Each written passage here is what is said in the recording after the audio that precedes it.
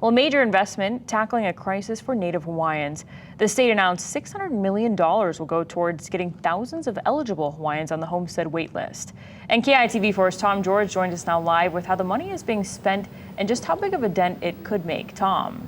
Well, Mika, unlike during the height of the pandemic, this session, Hawaii lawmakers had a multi-billion-dollar surplus on their hands. And while they debated how to spend that extra money, the Native Hawaiian community fought hard to make sure that those forgotten for decades got a major piece of it.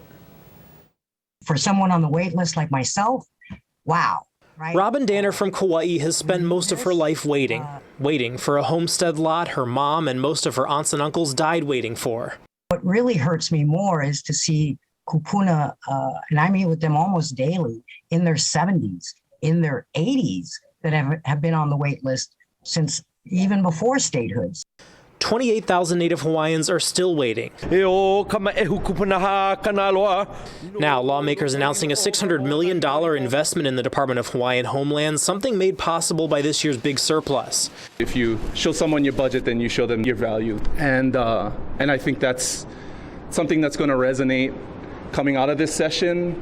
But what does it mean? DHHL says it'll jumpstart land procurement and ongoing housing projects, making a dent to get around 3,000 people off the wait list. There are ongoing infrastructure projects that have sort of lingered for years because funding is always done in phases. We now have the capacity to fund all of those projects start to completion on the front end, so we're probably looking at a faster pipeline as well.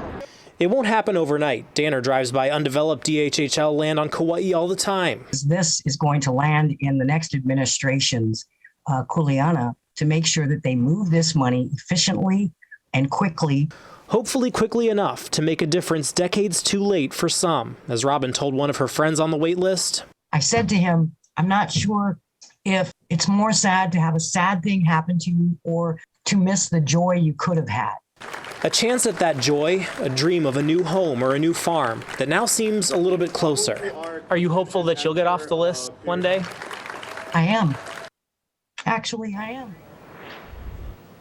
Now, in addition to the $600 million for the DHL wait list, lawmakers also approved another more than $300 million to settle the Kalima case. That was a class action lawsuit filed by DHL waitlisters over 20 years ago. Overall, though, DHHL estimates it would still take another $4 to $6 billion to alleviate the entire rest of that waiting list. Tom George, KITV4, Island News.